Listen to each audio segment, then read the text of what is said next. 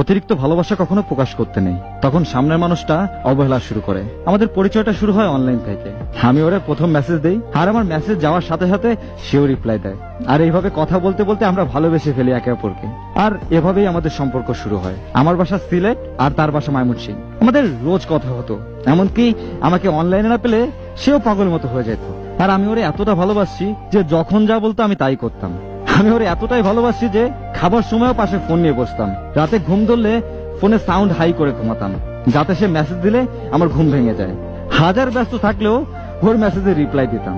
ওর সাথে ঝগড়া হলে বা রাগ করে থাকলেও আমি ফোনের দিকে তাকিয়ে থাকতাম যে কখন একটা কল আসবে। তাও আমাদের সম্পর্ক আলহামদুলিল্লাহ ভালোই চলতেছিল। তারপর আমরা পরিবারকে জানাই আমাদের সম্পর্কের কথা, আর আমাদের দুই পরিবার মেনে নেয়। কিন্তু তখন আমি ইন্টার সেকেন্ড ইয়ারে পড়ি। সে জানতো আমার বাবা নেই, বাবা ব্যবসা করতো, আর বাবা মারা যাওয়ার পর আমাদের ব্যবসা দেখতো আমার খালার জামাই। ধীরে ধীরে আমাদের বিয়ের কথা হয় দুই পরিবার থেকে, কিন্তু সমস্যা হয় ওর পরিবার আমাদের কাছে 20 ভরি সোনা চায়। এই কথা শুনে আমার মা ওদেরকে বলে যে আমি দিতে পারবো, কিন্তু দেখেন এত টাকা এখন দিলে আমাদের ব্যবসার অনেক ক্ষতি হবে, যা পরবর্তীতে আমার ছেলের জন্য সমস্যা হবে। আর ছেলেকে ফ্রান্স পাঠাবো বলে পাসপোর্ট জমা দিছি, ওই জায়গায়ও তার অনেক টাকা লাগতেছে। আমরা এখন মেয়েকে রিং পরায় রাখি, আমার ছেলে যাওয়ার পর পর তোমরা যা চেয়েছো তাই দিব। পরে আমার দিকে তাকিয়ে আমার মা বলছিল 12 ভরি সোনা দিবে, কিন্তু ওর পরিবার মানেনি। ওরা যা চেয়েছে তাই দিতে হবে। ওরা নাকি যা চেয়েছে তা পেলে ওরা মানুষকে বলতে পারতো যে 20 ভরি সোনা দিয়েছে। তখন নাকি মানুষ এই সোনাগুলো দেখে ছেলে বেকার এই কথা বলতো না। সত্যি কথা বলতে আমার মানুষটাও অনেক চেষ্টা করছে যাতে আমরা এক হই। তখন ওর মা বললো ঠিক আছে, ছেলে যাক, পরেরটা পরে বুঝবো। আমার মা অনেক বুঝাইছে। পরে আমার মা রাগে আমার কাছ থেকে ফোন নিয়ে নেয়। ওইদিকে সে অনেক কল দেয়, কিন্তু আমার কাছে ফোন ছিল না। এর কিছুদিন পর আমাদের আবার কথা শুরু হয়, কিন্তু ওই মনে মনে ভেবে নিয়েছে যে আমি ইচ্ছে করে ফোন ধরিনি। সে বলছিল আমার মা নাকি ওরে আনতে চায় না, কিন্তু আমার মা বলছিল দরকার হলে আমি হয়ে মেয়ের বাসায় যাব। আমরা দুই পক্ষ কথা বললে সুন্দর একটা সমাধান বের হবে। কিন্তু আমার মাকে আসতেও দেয়নি। আর ওই থেকে শুরু হয় আমার প্রতি ভালোবাসা কমা। আর তখন থেকে ইচ্ছে হলে মেসেজ করতো, ইচ্ছে হলে কল দিত। আর এইদিকে আমি তার মেসেজ বা কল দিলেও সে অনলাইন থাকলেও আমার ফোন ধরতো না।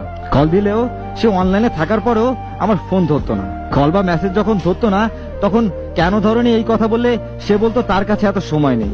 আর এভাবে আমাদের ঝগড়া শুরু হয়। কিন্তু সত্যি কথা, তার একটা মেসেজের জন্য আমি 6-7 ঘন্টা অপেক্ষা করতাম। আমি বলছিলাম আমার উপর বিশ্বাস রাখতে পারো, আমি তোমায় রানী করে রাখবো। কিন্তু সে আমার ভালোবাসা বুঝতে পারেনি। হঠাৎ একদিন সে আমাকে বলেই ফেললো আমার জন্য তার ভালোবাসা কমতে শুরু হয়েছে।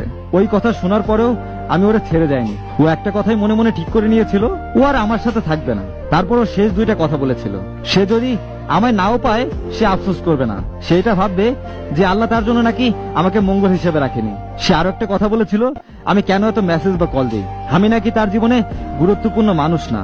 তখন আমি ভেবে নিয়েছি সে হয়তো আমায় ভুলে গিয়েছে, সে আমার থেকে মুক্তি চাচ্ছে। আর আমি তখন নিজে ওর সাথে যোগাযোগ বন্ধ করে দেই। অতিরিক্ত ভালোবাসা প্রকাশ করলে সে মানুষটা তোমাকে অবহেলা করবেই।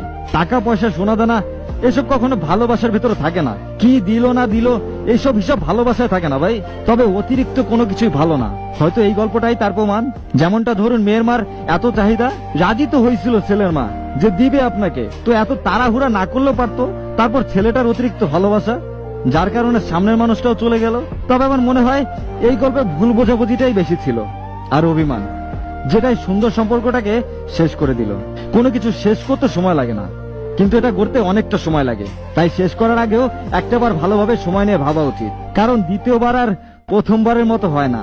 তাই তো বলবো, যে যা করবেন বুঝে শুনে করবেন।